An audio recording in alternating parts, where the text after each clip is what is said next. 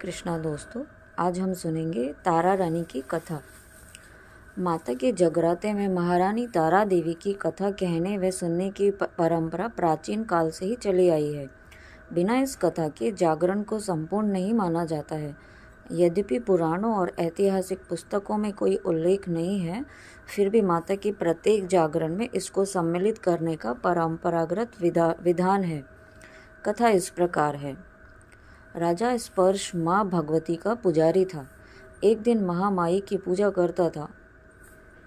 दिन रात महामाई की पूजा करता था। माँ ने भी उसे राजपाट, धन दौलत, ऐशो आराम के सभी साधन दिए थे। कमी थी तो सिर्फ यह कि उसके घर में कोई संतान नहीं थी। यही गम उसे दिन रात सताता था। वो माँ से यही प्रार्थना करता रहता कि माँ, मुझे एक लाल बख्श दो ताकि मैं भी संतान का सुख भोग सकूं। मेरे पीछे भी मेरा नाम लेने वाला कोई हो, मेरा वंश भी चलता रहे। माँ ने उसकी पुकार सुन ली। एक दिन माँ ने आकर राजा के स्वप्न में दर्शन दिए और कहा, हे राजन, मैं तेरी भक्ति से बहुत प्रसन्न हूँ और तुझे वरदान देती हूँ कि तेरे घर में 2 कन्याएं जन्म लेंगी। कुछ समय के बाद राजा के घर में एक कन्या ने जन्म लिया। राजा ने अपने राज दरबारियों को बुलाया, पंडितों व ज्योतिषियों को बुलाया और बच्ची की जन्म कुंडली तैयार करने का हुक्म दिया। पंडित और ज्योतिषियों ने उस बच्ची की जन्म कुंडली तैयार की और कहा, हे राजन, यह कन्या तो साक्षात देवी है। यह कन्या जहाँ भी कदम रखेगी वहाँ खुशियाँ ही खुशियाँ होंगी। यह कन्या भी भगवती की पुजारिन होगी। इस कन्या का नाम तारा रखा गया। थोड़े समय बाद राजा के घर वरदान के अनुसार एक और कन्या ने जन्म लिया। मंगलवार का दिन था। पंडितों और ज्योतिषियों ने जब जन्म कुंडली तैयार की तो उदास हो गए। राजा ने उदासी का कारण पूछा तो कहने लगे, महाराज, यह कन्या आपके लिए शुभ नहीं है।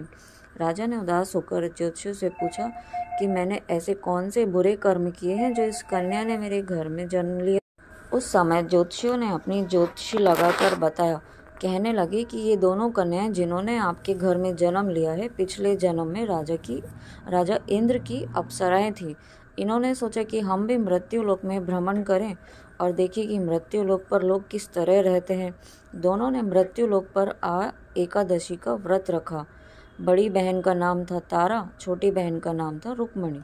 बड़ी बहन तारा ने अपनी छोटी बहन से कहा, रुक्मण, आज एकादशी का व्रत है, हम लोगों ने आज भोजन नहीं खाना, तू बाजार जाकर फल ले आ। रुक्मण बाजार से जाकर फल ले आई। वहाँ उसने मछली के पकोड़े बनते देखे। उसने अपने पैसों के तो पकोड़े खा लिए और तारा के लिए फल लेकर वापस आ गई। फल उसने तारा को दे दिए। तारा ने पूछा कि तू अपने लिए फल क्यों नहीं लाई? तो रुक्मण ने बताया कि उसने मछली के पकोड़े खा लिए। उसी वक्त तारा ने श्राप दिया, जा नीच, तूने एकादशी के दिन मांस खाया है, नीचों का कर्म किया है। जा, मैं तुझे श्राप देती हूँ, तू नीचों की झुंड में पाए।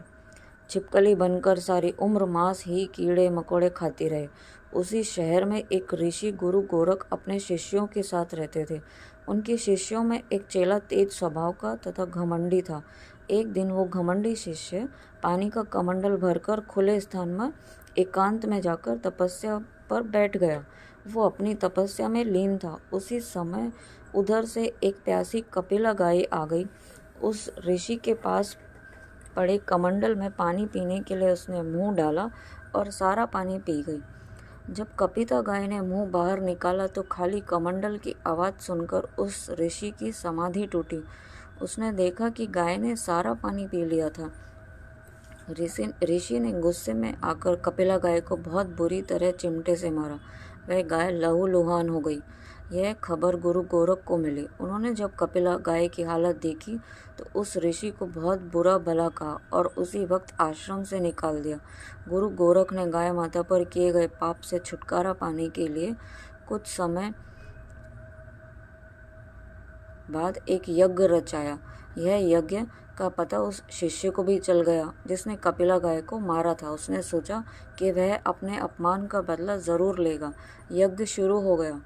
उस चेले ने एक पक्षी का रूप धारण किया और चोंच में सर्प लेकर भंडारे में फेंक दिया, जिसका किसी को पता न चला। एक छिपकली जो पिछले जन्म में तारा देवी की छोटी बहन थी तथा बहन के श्राप को स्वीकार कर छिपकली बनी थी, सर्प का भंडारे में गिरना देख रही थी।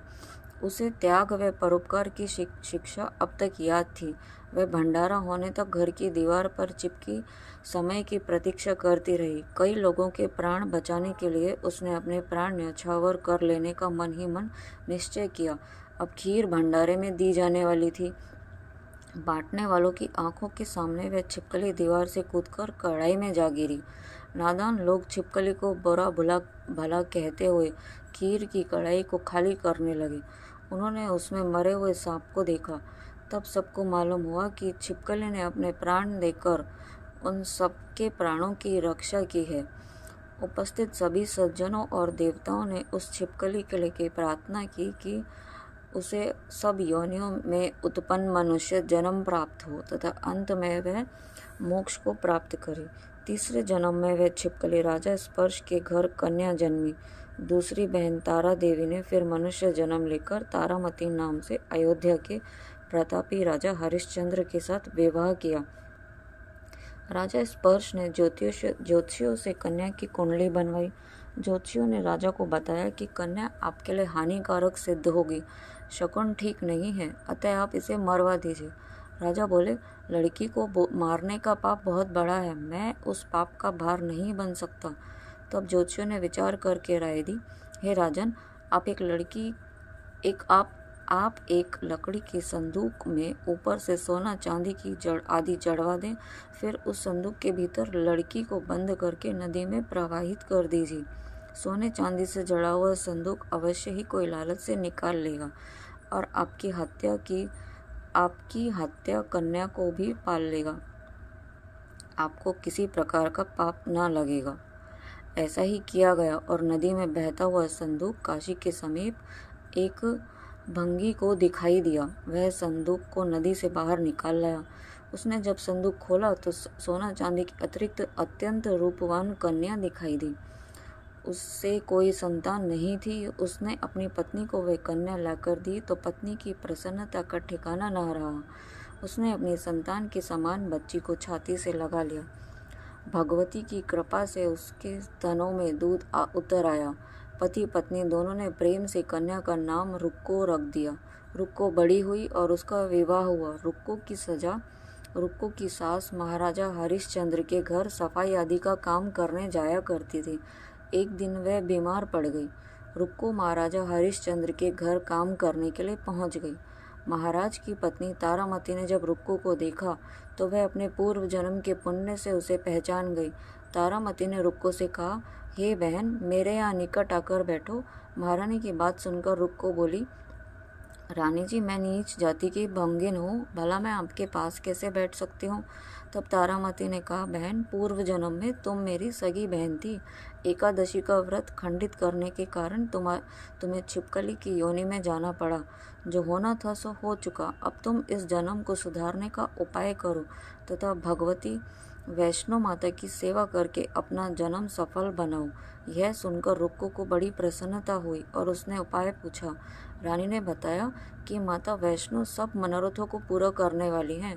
जो लोग श्रद्धा पूर्वक माता का पूजन व जागरण करते हैं उनकी सब मनोकामनाएं पूर्ण होती हैं। रुक्को ने प्रसन्न होकर माता की मनौती करते हुए कहा, हे माता, यदि आपकी कृपा से मुझे एक पुत्र प्राप्त हो गया तो मैं भी आपका पूजन में जागरण करवाऊंगी। माता ने प्रार्थना को स्वीकार कर लिया। फलस्वरूप 10वें महीने उसके गर्भ से एक अत्यंत ही सुंदर बालक ने जन्म लिया। परंतु दुर्भाग्यवश रुक्को को माता का पूजन जागरण कराने का ध्यान न रहा। जब वह बालक 5 वर्ष का हुआ तो एक दिन उसे माता निकल आई। रुक्को दुखी होकर अपने पूर्व जन्म की बहन तारामती के पास आई और बच्चे की बीमारी का सब वृत्तांत कह सुनाया।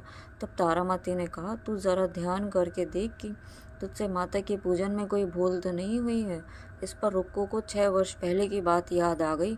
उसने अपराध स्वीकार कर लिया। उसने फिर मन में निश्चय किया कि बच्चे को आराम आने पर जागरण अवश्य करवाएगी।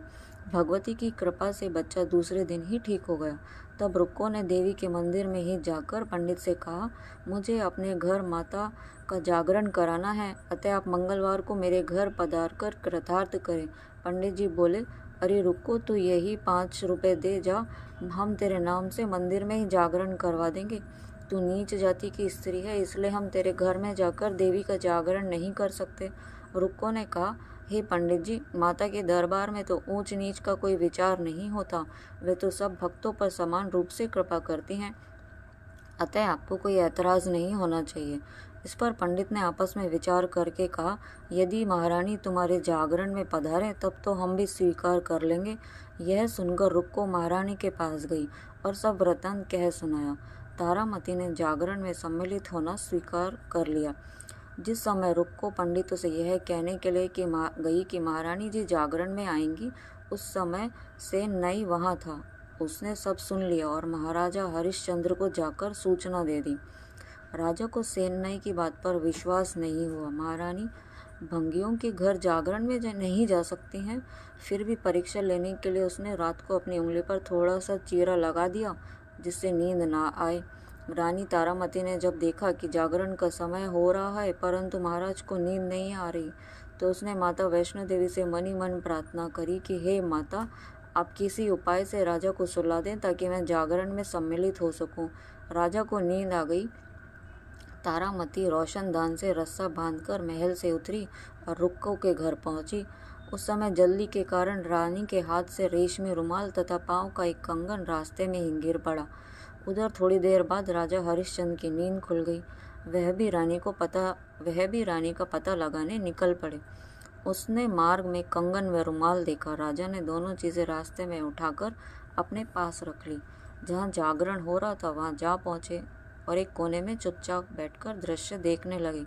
जब जागरण समाप्त हुआ तो सबने माता की अरदास की। उसके बाद प्रसाद बांटा गया। रानी तारामती को जब प्रसाद मिला तो उसने झोली में रख लिया। यह देख लोगों ने पूछा, आपने प्रसाद खाया क्यों नहीं? यदि आप ना खाएंगी तो भी कोई प्रसाद नहीं खाएगा। रानी बोली, तुमने प्रसाद दिया वह मैंने महाराज जी के लिए रख लिया, अब मुझे मेरा प्रसाद दे दे। अब की बार प्रसाद ले। तारा ने खा लिया। इसके बाद सब भक्तों ने माँ का प्रसाद खाया। इस प्रकार जागरण समाप्त करके प्रसाद खाने के पश्चात रानी तारामती महल की तरफ चली। जब राजा ने आगे बढ़कर रास्ता रोक लिया और कहा, तूने नीचों के घर का प्रसाद खा अपना धर्म भ्रष्ट कर लिया, अब मैं तुझे अपने घर कैसे रखूं? तूने तो कुल की मर्यादा व प्रतिष्ठा का भी ध्यान नहीं रखा। जो प्रसाद तू अपनी झोली में मेरे लिए लाई है उसे खिला, मुझे भी तू अपवित्र करना चाहती है। ऐसा कहते हुए जब राजा ने झोली की ओर देखा तो भगवती की कृपा से प्रसाद के स्थान पर उसमें चंपा, गुलाब, गेंदे के फूल, कच्चे चावल, सुपारियां दिखाई दी। यह चमत्कार देख राजा आश्चर्यचकित रह गया। राजा हरिश्चंद्र रानी तारा को साथ ले महल में लौट आए। वहीं रानी ने ज्वाला मैया की शक्ति से बिना माचिस या चकमक पत्थर की सहायता से राजा को अग्नि प्रज्वलित करके दिखाई, जिसे देखकर राजा को आश्चर्य हुआ। रानी बोली, प्रत्यक्ष दर्शन पाने के लिए बहुत बड़ा त्याग होना चाहिए।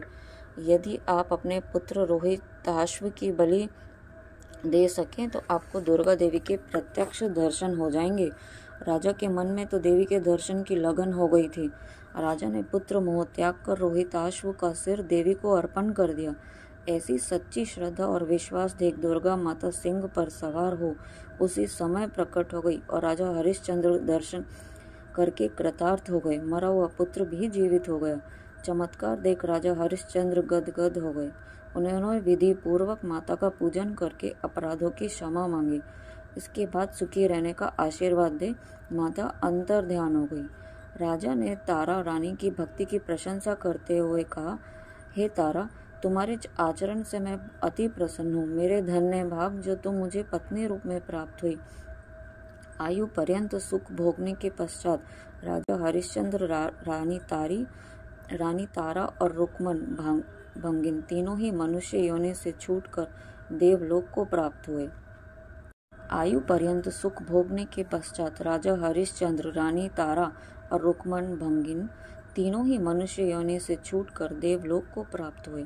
माता के जागरण में तारा रानी की कथा को जो मनुष्य भक्ति पूर्वक पढ़ता है या सुनता है उसकी सभी मनोकामनाएं अवश्य ही पूर्ण होती हैं। सुख समृद्धि बढ़ती है और शत्रुओं का भी नाश होता है। इस कथा के बिना माता का जो जागरण पूरा नहीं माना जाता है। बोलो साचे दरबार की जय।